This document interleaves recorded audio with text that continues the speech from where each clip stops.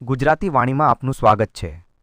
મિત્રો, તાઇવાનમાં કુદરતનો એવો કહેર તૂટ્યો છે કે જેને જોઈને દુનિયાભરમાં ચિંતા ફેલાઈ ગઈ છે। સુપર કાયફૂન રાગાસાએ તાઇવાનને ઝંઝોડી નાખ્યું છે। આ વાવાઝોડું એટલું ભયંકર છે કે આજ સુધીમાં 14 લોકોના મોત થઈ ગયા છે અને 124 લોકો હજી સુધી લાપતા છે। કોઈ ખબર જ નથી કે એ લોકો જીવતા છે કે પાણીમાં વહાઈ ગયા છે। પૂર્વ તાઇવાનના હુઆલિયન કાઉન્ટીમાં ભારે વરસાદના કારણે પહાડ ધસી પડ્યા। એ ભૂસ્ખલનથી એક વિશાળ ઝીલ બની। કેટલાક દિવસોમાં એ ઝીલ પાણીથી છલોછલ ભરાઈ ગઈ અને પછી એકાએક એ ઝીલનો કિનારો તૂટી પડ્યો। 9 કરોડ ટન પાણીમાંથી 6 કરોડ ટન પાણી એક સાથે બહાર આવ્યું।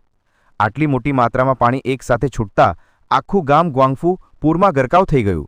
ઘરો પાણીમાં ડૂબી ગયા, રસ્તાઓ તૂટી પડ્યા અને લોકો ચીસો પાડતા ભાગવા મજબૂર બન્યા। હુઆલિયન કાઉન્ટીના 8000થી વધુ રહેવાસીઓમાંથી 60% લોકો પોતાના ઘરના ઉપરના માળે કેદ થઈને રહેવા મજબૂર છે। બીજા લોકોએ પોતાના ઘર છોડીને સગા સંબંધીઓ પાસે આશરો લીધો છે। આજે અનેક લોકોનું કોઈ નામું નિશાન નથી। તાઇવાનની ફાયર સર્વિસ વિભાગે કહ્યું છે આ વિસ્તાર સૌથી વધારે અસરગ્રસ્ત છે અને 124 લોકોનો કોઈ પત્તો જ નથી। કોઈ જીવતો હશે કે બધું પાણી ગળી ગયું હશે એ વિચારતા પણ કંપારી છૂટી જાય। યાદ કરો મિત્રો, વર્ષ 2009માં આવેલા મોરાકોટ વાવાઝોડાએ પણ તાઇવાનમાં ભારે તબાહી મચાવી હતી। 700 લોકોના મોત થયા હતા અને $3 અબજ વધુનું નુકસાન થયું હતું। લાગે છે ઇતિહાસ ફરી તાઇવાન પર કુદરતી આપત્તિ લઈને ઊભો છે અને હવે આ સુપર ટાયફૂન રાગાસા તાઇવાનને છોડીને આગળ વધી રહ્યું છે। તેનું આગામી લક્ષ્ય છે હોંગકોંગ અને દક્ષિણ ચીન। હુઆલિયન વિસ્તારમાં પહેલેથી જ 70 સેન્ટીમીટર વરસાદ પડ્યો છે।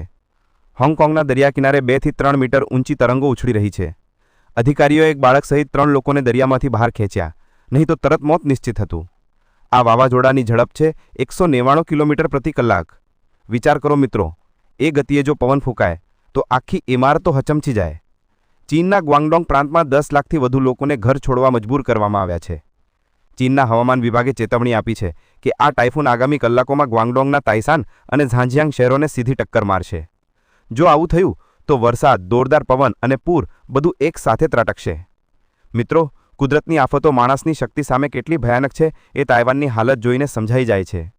એક ક્ષણે જ ગામડાઓ પાણીમાં વહાઈ જાય છે, લોકોના ઘર તૂટી પડે છે અને જીવનભરની કમાણી પળોમાં ખતમ થઈ જાય છે। આવો કહેર જો ક્યારેક ભારત કે ગુજરાત પર તૂટે તો વિચારતા જ ડર લાગે છે। મિત્રો, આવી પરિસ્થિતિઓથી બચવા માટે સતર્ક રહેવું, સરકારની ચેતવણીનું પાલન કરવું અને કુદરતને ક્યારે હલવાશમાં ન લેવી એ જ આપણી ફરજ છે।